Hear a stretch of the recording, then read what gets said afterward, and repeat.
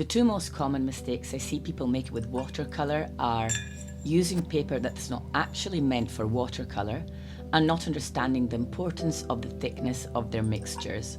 But there are many more, and we are going to look at them today in this video. Hello, my name is Fiona and this is Drawings in a Drawer, a channel dedicated to art and watercolour in particular. So if that is something that you love as much as we do, be sure to click on that notification bell so you won't miss any of my upcoming videos. And now, let's jump into this topic.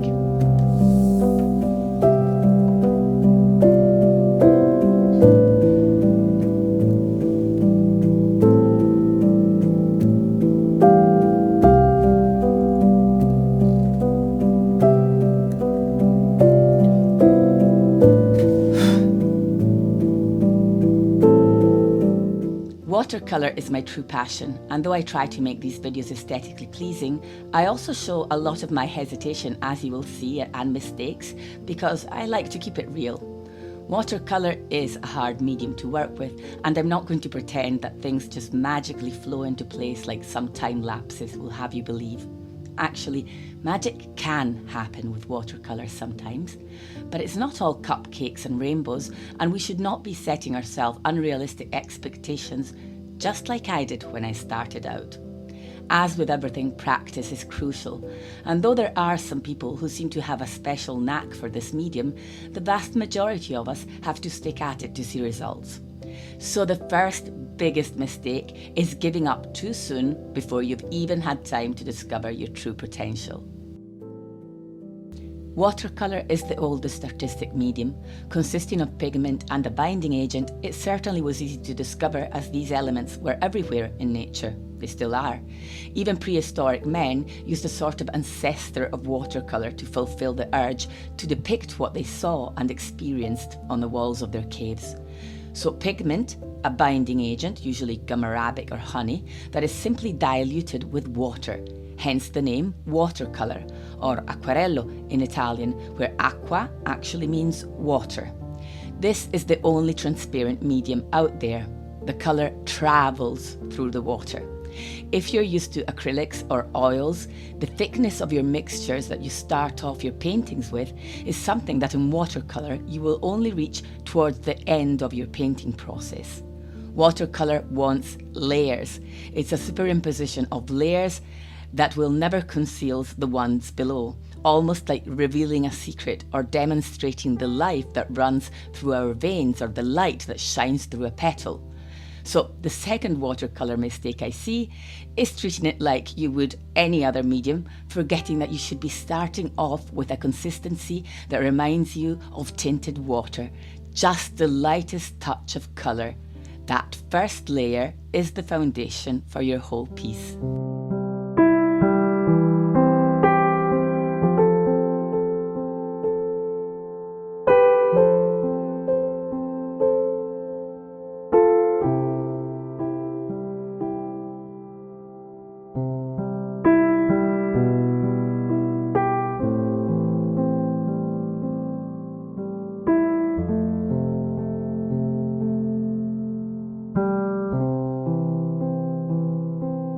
Mistake does sound like a judgmental word in this context, so please know I'm not passing any judgment at all, but only talking about my own hurdles and based on my own experience to possibly give you a few shortcuts to get where you want to faster. So with that said, let's move on to mistake number 3, and that is thinking you don't need to know how to draw to make a satisfactory watercolour painting. I mean, you can most certainly do whatever you please, but if you're frustrated by your results, it could very possibly also be due to the fact that you don't have a solid sketch to build your painting upon. There is no way to cover up mistakes with watercolour like there is with opaque mediums, where you can go over a certain area you're not happy with and paint over it. Oh no, with this tricky medium there is very little room for manoeuvre. So once it's down, it's down. However, don't let this dishearten you. I have good news. Even though you need a good drawing to create a good painting, if spending time on drawing is not your cup of tea, using tracing paper to transfer the outline of your reference photo onto your painting surface is always a possibility, and it's very fast. If, however, you'd love to improve your drawing skills while learning how to paint with watercolour, I have all the links down below for you to join our community with monthly live sketching challenges and painting sessions, so you have more than one option.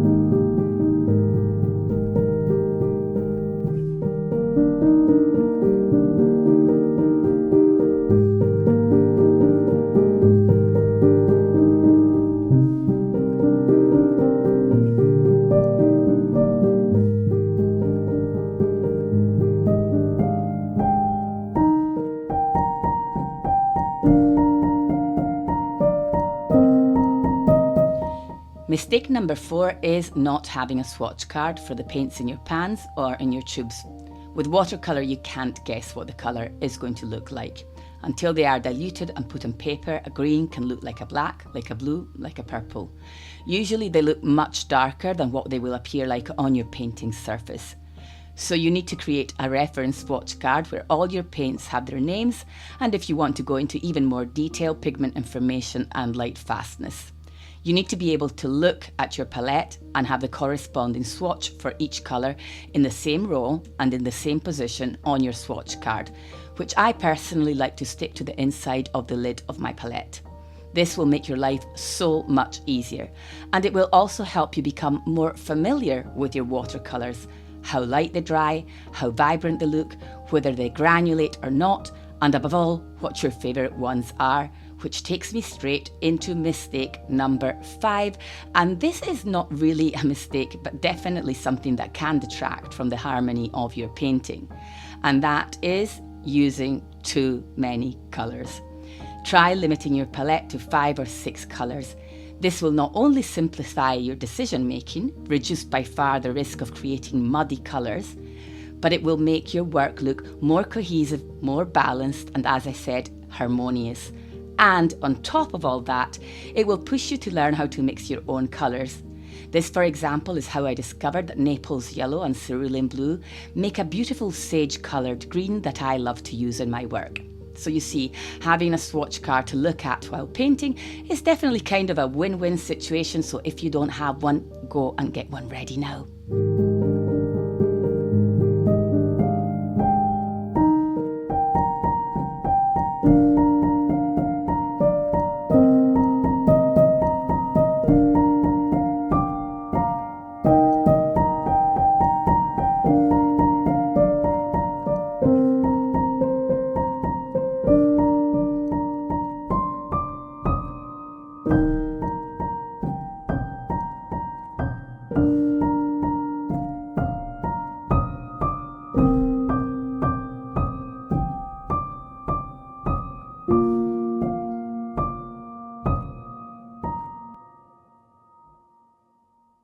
Mistake number 6, paper. Yes, if you've been watching this channel for a while, you will have heard me go on and on about watercolour paper, so sorry. But then again, you might be new to this channel, so I have to make sure you know that this is the most important art supply when it comes to this medium. Even this little sketchbook you see me painting in contains pages that are thick and made of pure cotton and properly treated for taking abundant layers of water and pigment. Without suitable paper, not only will your paint spread unevenly, be harder to blend, almost impossible to layer, but the paper itself will start to peel, and very soon it will start to buckle and sometimes even fall apart. It's happened to me. To put it plainly, there is really no point in painting with watercolour on a surface that is not meant for watercolour. It will lose its transparencies, all the properties that make it such a beautiful medium. My gosh, how many times have I said medium in this video? But you will not be using it to its full potential, and you most certainly will not be bringing out your own artistic potential, because cellulose paper or paper that is too light will work against you and not for you. So if there's one thing that you need to splurge on, that is watercolour paper.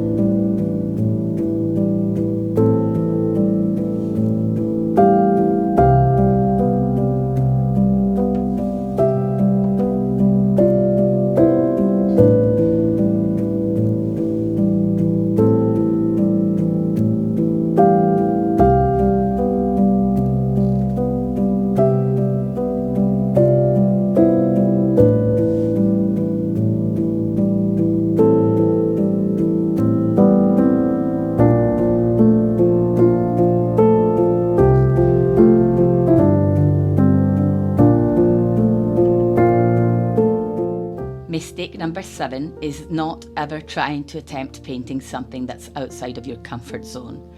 I only painted portraits for the longest time, but it was when I ventured into painting animals that I discovered how painting the subject can teach me so much more about watercolour techniques. The way you can easily create the effect of fur by painting wet and wet and dropping thicker mixtures into a wet surface, allowing them to spread. It taught me more about granulation and overall led me to become more spontaneous in my approach to my work. I'm not saying you have to paint something that doesn't inspire you in the least, but if, let's say, you've only been painting flowers, try a portrait. If you've only been painting portraits, try an animal, and the list goes on. You will be surprised by what you can achieve, but you won't know until you've tried. So that's it, 7 mistakes, or we could call them 7 things you might not have thought about, and I thought I'd share them with you to make your journey easier, but most of all, to make sure you don't give up, ever.